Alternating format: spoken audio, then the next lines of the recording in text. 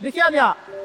लेकिन अगर असी मसीह की मुहब्बत और मसीह की मुहब्बत की है, मसीह ने हर तरह के दुखियां का मुदावा किया, मुर्दियां नूं जिंदा किया, दुखियां दे कम आया, हर तरह की यानी लोगों की परेशानी नूं सुनिया, उन्होंने दनावा तो उन्होंने आज़ाद किया, अबलीस के हाथों जो मार खा रहे थे उन्होंने रिहाई दिलाई। सो ये मुहब्बत है, ये इंसान के नाल मेरे अजीजों मुहब्बत है। असी बाद बात इस तरह तौर तरीके नाल किसी के काम नहीं आते।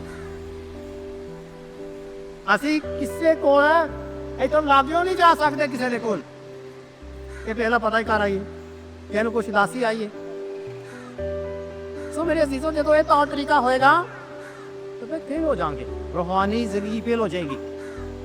इसलिए वो कहना है कि ये तो लोग जाननगे, यानी अगर मोहब्बत का आंसर होएगा, मोहब्बत का चाल चलन होएगा, मोहब्बत का तौर तरीका होएगा, मोहब्बत ही बिना ते असी लोगों का एहसास करांगे, उन्होंने कम आवांगे, उन्होंने रहाई दिलावांगे, उन्होंने आज़ाद करवावांगे।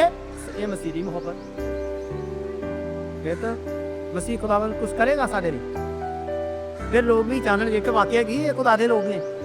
कहना ये तो लोग जाननगे कि तुम मेरे अच्छे शागिर्द हो। फिर वो अच्छे शागिर्द बनाओ। अब लो जिसमानी तौर पर जो अच्छा शागिर्द होता है, जिन्हें कुछ आना होता है, उन्होंने कहना हाँ बड़ा चंगा बंदा भाई, हाँ बड़ा अच्छा शागिर्द। वो आओ भगत ज्यादा होती है। तो अगर असी चाहते हैं कि खुदा साढ़े नाल ऐसा ही सलूक करे तो मेरे बच्चों असी तरीका भार भी वही अपना लीए जिहदे चो कहे कि तुम मेरे अच्छे शागिर्द हो, तुम मेरे अच्छे शागिर्द हो।